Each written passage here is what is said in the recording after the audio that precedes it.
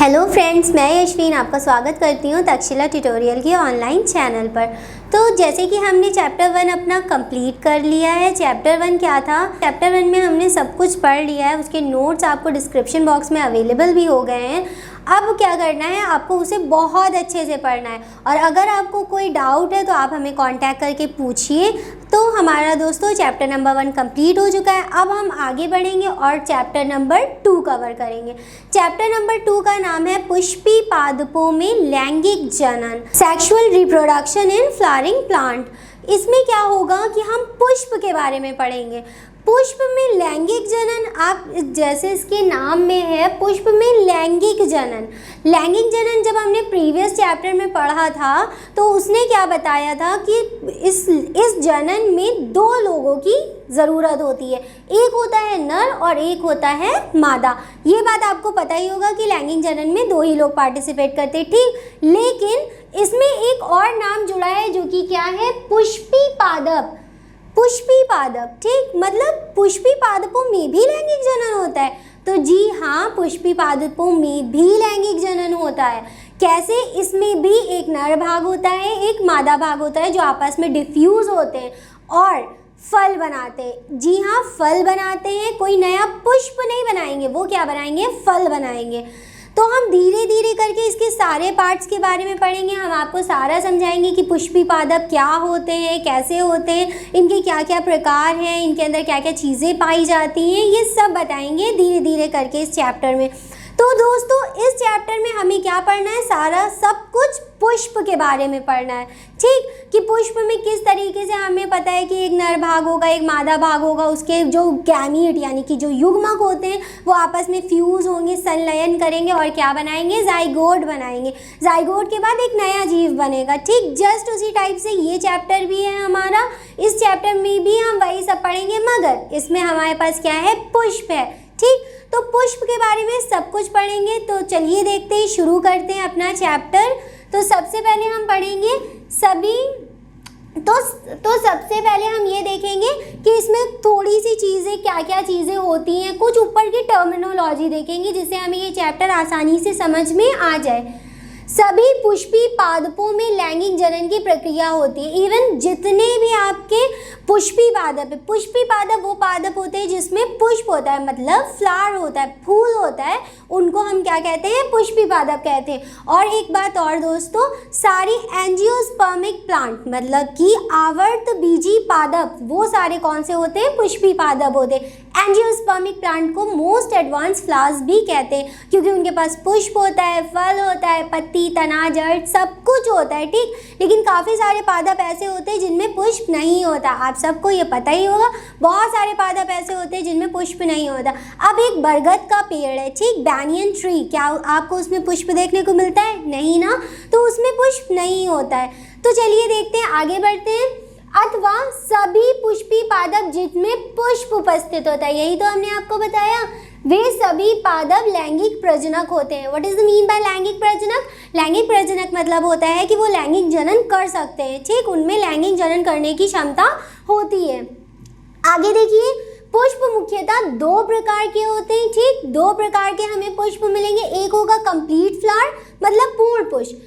पूर्ण पुष्प उसे कहते हैं अगर पुष्प में चारों भाग, यहाँ पे आपको ये चीज़ें याद करने वाली हैं। इन्हीं चीज़ों के बेसिस पे हम आगे अपनी पढ़ाई शुरू करेंगे, ठीक, इस चैप्टर को शुरू करेंगे। चारों भाग मतलब कैलिक्स, कैलिक्स होता है बाह्यदल। फिर होगा कॉरला, कॉरला मतलब पंखुड़ी, पंखुड़ी से तो आप सब जानते होंगे, जो कलरफुल पंखुड़ियाँ होती हैं, ठीक, पंखुड़ी। पेटल्स मतलब पेटल्स। उसके आगे बढ़ेंगे नर भाग। ये देखिए, क्योंकि पुष्पी पादपों में हम लैंगिक जनन पढ़ रहे हैं तो लैंगिक जनन के लिए सबसे ज़्यादा ज़रूरी क्या होना चाहिए हमारे पास, नर भाग। और एक और भाग होता है जिसे स्त्री भाग कहते हैं। इन दोनों का होना बहुत ज़्यादा ज़रूरी है। नर भाग को बोलते हैं एंड्रोशियम और स्त्री भाग को बोलते हैं गाइनोशियम, ठीक, उपस्थित होते हैं। जिन पुष्पों में ये चारों भाग मतलब कैलिक्स, कॉरला, एंड्रोशियम, गाइनोशियम उपस्थित होते हैं तो पुष्प क्या कहलाता है, पूर्ण पुष्प, कंप्लीट फ्लावर। अपूर्ण पुष्प यानी कि इनकम्प्लीट फ्लावर। इनकम्प्लीट फ्लावर में क्या होता है, अगर पुष्प के चारों भाग में से कोई एक भी भाग अनुपस्थित हो तो पुष्प क्या कहलाता है, अपूर्ण अपूर्ण फ्लावर मतलब इनकम्प्लीट फ्लावर। इनकम्प्लीट फ्लावर कैसे? अगर इन चारों में से कोई एक भी भाग अगर नहीं होगा तो वो क्या कहलाएगा? इनकम्प्लीट। और अगर चारों भाग उपस्थित है तो वो क्या कहलाएगा? Complete flower. ठीक, यहाँ तक ही क्लियर है? तो दोस्तों यहाँ तक कि आपको बहुत इजी था, आपको सिर्फ ये 4 नाम अच्छे से याद करने हैं। कैलिक्स क्या होता है? बाहादल, थोड़ा अभी हम इन सब के आपको डायग्राम समेत सब बताएंगे। बाहादल, दूसरा है हमारा कॉरोला, इनके नाम आप अच्छे से याद कर लिए। नर भाग को एंड्रोशियम कहते हैं और स्त्री भाग को क्या कहते हैं? गाइनोशियम। तो चलिए दोस्तों, अब हमने आपको ये 4 नाम तो बता दिए, लेकिन इनको अब हम आपको पूरा बना के दिखाएंगे, एक एक पार्ट्स उसके समझाएंगे कि फ्लावर क्या होता है, कैसे होता है, उसको किस तरीके से बनाया जाता है, उसको बनाने का तरीका क्या है। बहुत इजी तरीके से हम उसे बनाएंगे और उसके एक एक पार्ट्स को अच्छे से पढ़ेंगे। तो चलिए दोस्तों, अब हम पुष्प का चित्र देख लेते हैं और उसको अच्छे से समझ लेते हैं। तो दोस्तों जैसे कि हमने यहाँ पे फ्लावर का डायग्राम बना दिया है, ये फ्लावर का डायग्राम है। हमने रोज़ लिली लोटस नहीं बनाया है क्योंकि वो हम नहीं बना सकते, हम साइंस के बच्चे हैं, हमको क्या करना है? ऐसे ही डायग्राम बनाना है। तो ये हमारा फ्लावर का डायग्राम है, हमें रोज़ लिली लोटस नहीं बनाना है।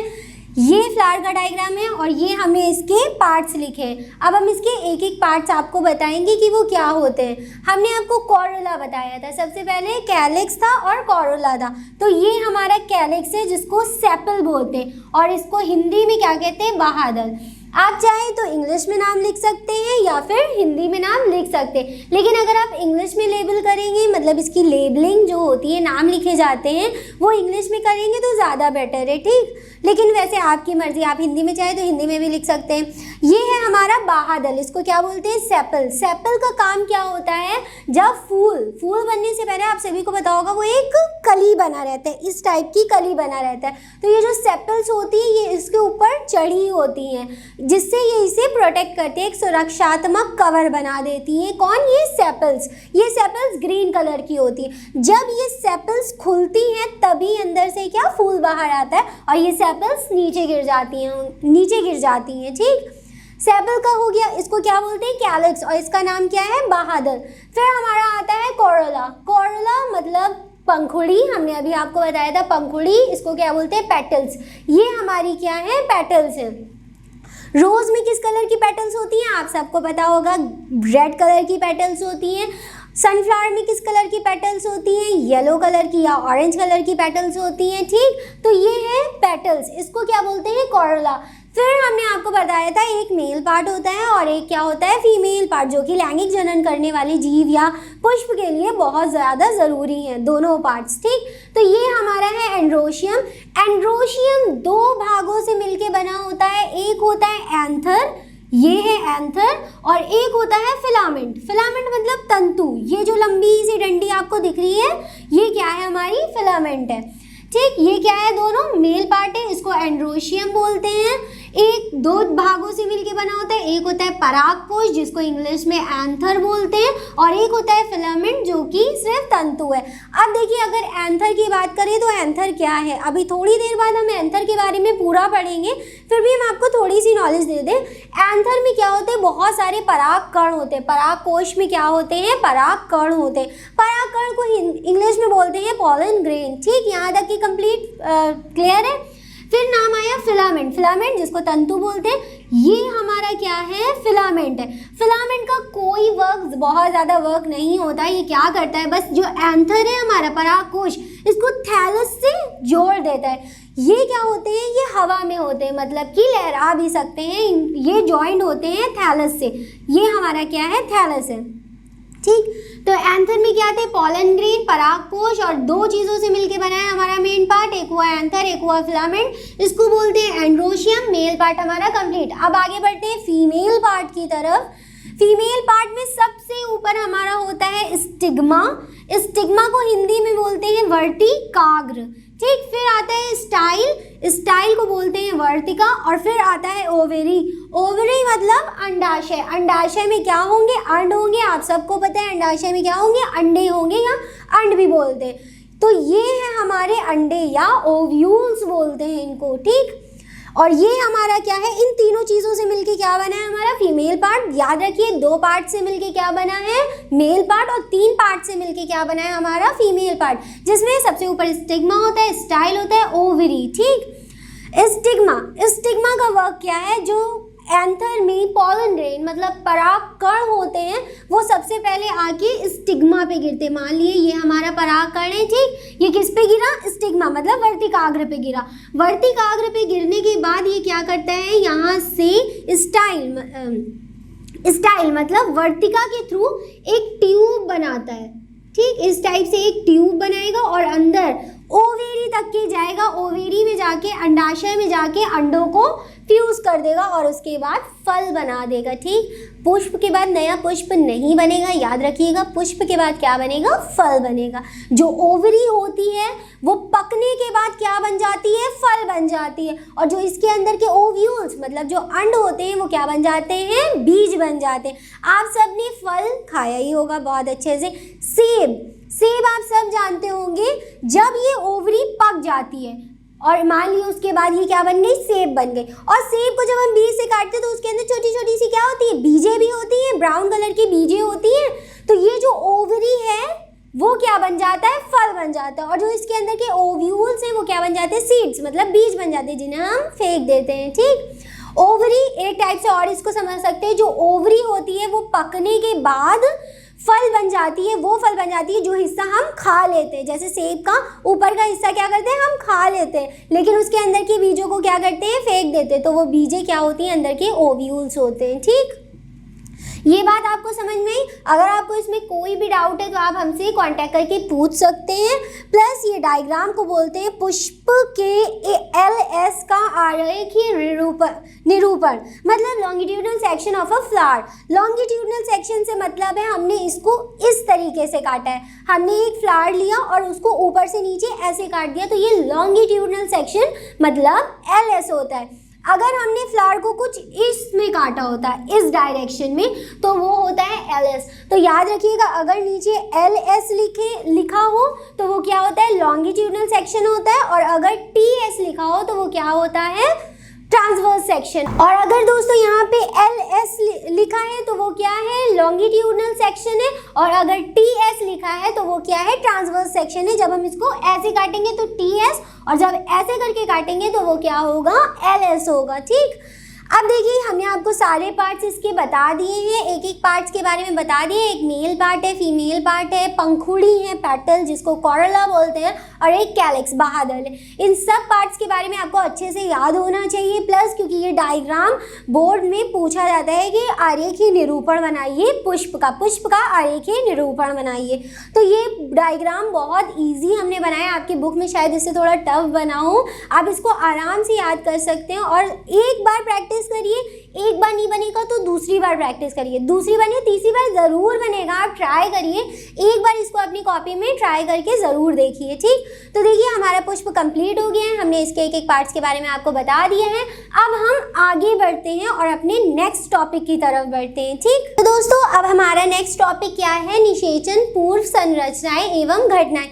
प्री फर्टिलाइजेशन स्ट्रक्चर पढ़ना है हमें इसका, और इवेंट, स्ट्रक्चर एंड इवेंट, ये दोनों हमें पढ़ने हैं। सबसे पहले इसमें देखिए, जब पादपों में पुष्प का विकास होता है, मतलब एक पादप है, ठीक, और उसमें पुष्प निकलने वाले हैं, तो उनमें क्या क्या चीज़ें होती हैं, तो अनेक हार्मोनल तथा संरचनात्मक परिवर्तन। अब जब फूल निकलेगा तो उसकी संरचना तो थोड़ी बहुत बदलेगी, और ऐसा क्यों होता है, क्योंकि उनमें हार्मोनल चेंजेस होते हैं। इसको हिंदी में हार्मोनल बोलते हैं और इंग्लिश में हार्मोनल बोलते हैं। ठीक, हार्मोनल चेंजेस क्या होते हैं, पादप अपना खुद का हार्मोन कंटेन करते हैं, मतलब उनके पास खुद के हार्मोन्स होते हैं। जब उन हार्मोनल में चेंजेस होते हैं, वो बदलते हैं, तभी नए पुष्प का परिवर्तन होता है।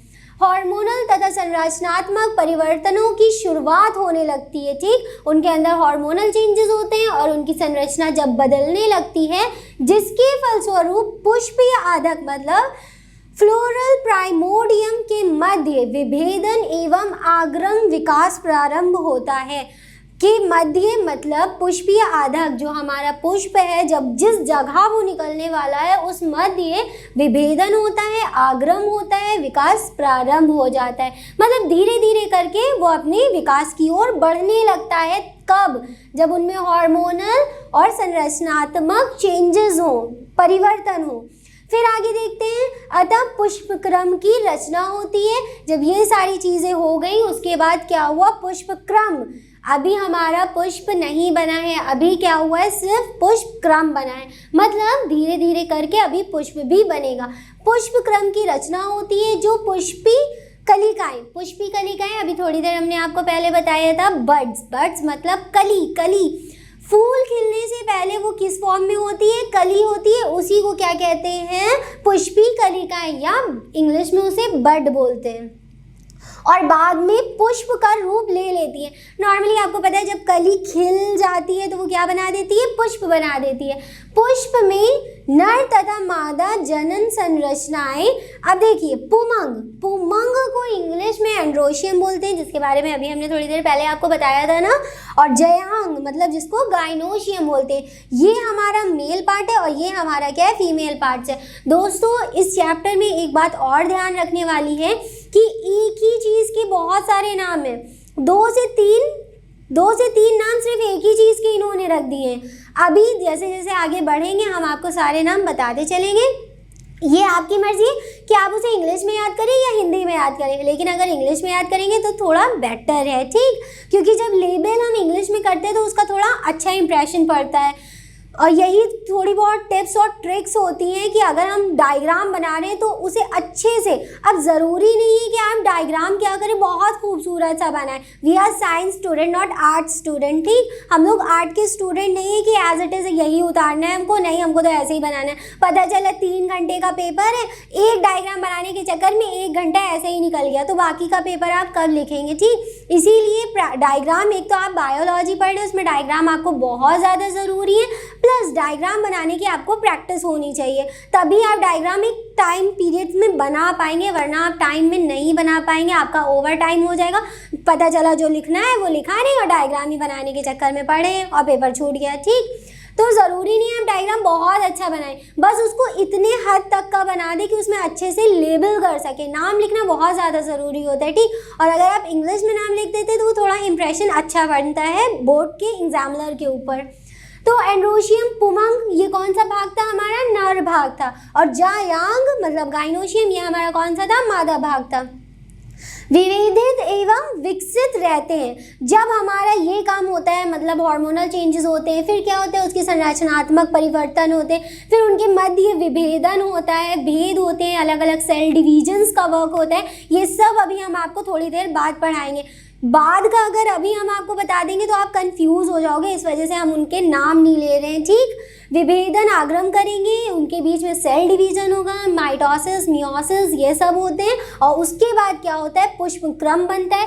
पुष्पक्रम बनने के बाद क्या? उसकी कलिकाएं बनती है। और जैसे ही कली बनेगी, मतलब एक कली जिसको हम लोग हिंदी में कली बोलते हैं, फिर उसके बाद पुष्प बनता है, तो वो पुष्प बन जाएगा और नर और मादा भाग पूरी तरीके से विभेदित और विकसित रहेंगे। ये हमारा प्री फर्टिलाइजेशन था, मतलब इससे फर्टिलाइजेशन हमने इससे पहले वाले चैप्टर में आपको पढ़ाया था, आपको याद होगा। जब गैमीट्स मिलते हैं तो क्या होता है? फर्टिलाइजेशन, मतलब इसको निषेचन बोलते हैं। ये निषेचन से पूर्व घटनाएं, मतलब हमें उससे पहले की सारी घटनाएं, और पहले हम उनका स्ट्रक्चर समझ लेंगे कि क्या क्या कैसे कैसे होता है। मतलब अगर हमने नर भाग लिया है तो नर भाग के बारे में हम सारा पहले समझ लेंगे, फिर नर भाग हमारा कंप्लीट हो जाएगा। फिर हम क्या लेंगे? मादा भाग, मतलब जायांग, गाइनोशियम लेंगे, उसको अच्छे से पढ़ेंगे कि उसमें क्या क्या पार्ट्स होते हैं, कैसे कैसे पार्ट्स होते हैं, वो क्या कहना चाहते हैं, कितने प्रकार के होते हैं। उनको पढ़ने के बाद क्या करेंगे? हम उन दोनों के बीच में फर्टिलाइजेशन मतलब निषेचन करवाएंगे, और वहीं हमारा आगे चल के चैप्टर कंप्लीट हो जाएगा। लेकिन ये चैप्टर काफ़ी बड़ा है और हमें इस चैप्टर में काफ़ी मेहनत भी करनी है, ठीक? तो दोस्तों, ये वाला हमारा इतना सा टॉपिक कंप्लीट हो गया। अब हम इसके बाद इस छोटे से टॉपिक को समझने के बाद हम पढ़ेंगे एंथर के बारे में। एंथर मतलब परागकोश। परागकोश क्या होता है? हमारा पुमंग मतलब मेल गैमीट्स में आता है। मतलब मेल पार्ट में आता है। ठीक, एंथर के बारे में हम पूरा विस्तृत पढ़ेंगे कि एंथर क्या होता है, कैसे होता है, उसका डायग्राम, मेन डायग्राम बहुत ज़्यादा ज़रूरी है। ठीक, और ज़रूरी नहीं है बहुत अच्छा डायग्राम बने। तो चलिए अब हम एंथर के बारे में सब कुछ पढ़ते हैं। तो दोस्तों अब हम किसको देखेंगे, एंथर के बारे में पढ़ेंगे। अब देखिए हमारा इसमें क्या है टॉपिक, पुंकेसर, लघु बीजाणुधानी तथा परागकण। हम सबसे पहले पुंकेसर के बारे में पढ़ेंगे, फिर लघु बीजाणुधानी क्या होता है उसको देखेंगे, तथा परागकण। परागकण मतलब पॉलन ग्रेन। पॉलन ग्रेन आपको पता है कहाँ होते हैं, एंथर मतलब परागकोश में। परागकोश में, अरे नाम ही से थोड़ा बहुत समझ में आ रहा है, परागकोश में क्या मिलेंगे, परागकण मिलेंगे। ठीक, और ये बात याद रखिएगा कि ये मेल है, बस इतनी सी। ठीक, अब देखिए सबसे पहले हम पुंकेसर के बारे में पढ़ेंगे। तो ये हमारा क्या है, पुंकेसर। अगर हम पूरे डायग्राम को देखें तो इसे क्या कहेंगे, पुंकेसर या स्टेमन। हम यही आपसे बता रहे थे कि इसमें एक ही चीज़ के दो दो तीन तीन नाम होते हैं, तो हम एक एक करके आपको सारे नाम के बारे में बताएंगे। ठीक, ये पूरा यहाँ से यहाँ तक के स्ट्रक्चर हमारा क्या कहलाता है, स्टेमन मतलब पुंकेसर। इसको माइक्रोस्पोरोफाइल बोलते हैं। प्लस ये हमारा क्या है, एंथर। एंथर मतलब क्या होता है, परागकोश। ये बात हम आपको पहले बता चुके हैं। और ये एक तंतुक दंड मतलब तंतु से जुड़ा होता है, जो कि उसको क्या बोलते हैं, फिलामेंट। फिलामेंट का काम आपको पता है क्या होता है, बस एंथर को नीचे थैलस से, नीचे जो बेस होता है फूल का, मतलब आप जब फूल को उल्टा करके देखेंगे तो नीचे फूला हुआ एक हिस्सा होता है, उसको थैलस बोलते हैं। ठीक, वहाँ पर ये फिलामेंट जुड़ा होता है और एंथर क्या होता है, ऊपर होता है। ठीक, तो ये हमारा क्या है, एंथर है, ये हमारा फिलामेंट है, ये माइक्रोस्पोरोफाइल है। माइक्रोस्पोरोफाइल के बारे में अभी हम आपको थोड़ी देर में सारा बताएंगे। और इस पूरे स्ट्रक्चर को क्या कहते हैं, स्टेमन मतलब पुंकेसर। ठीक, तो दोस्तों ये हो गया हमारा किसका स्ट्रक्चर, स्टेमन का स्ट्रक्चर। इसके बाद लघु बीजाणुधानी और फिर हम परागकण को पढ़ेंगे। तो दोस्तों हमारा लेक्चर यहीं पे ख़त्म होता है। इस लेक्चर से रिलेटेड आपको सारे नोट्स डिस्क्रिप्शन बॉक्स में मिल जाएंगे। खूब अच्छे से पढ़िए, डायग्राम अच्छे से प्रैक्टिस करिए। तो दोस्तों हमारा लेक्चर यहीं पे ख़त्म होता है। आज के लिए बस इतना ही, मिलते हैं अपनी नेक्स्ट क्लास में। Thank you.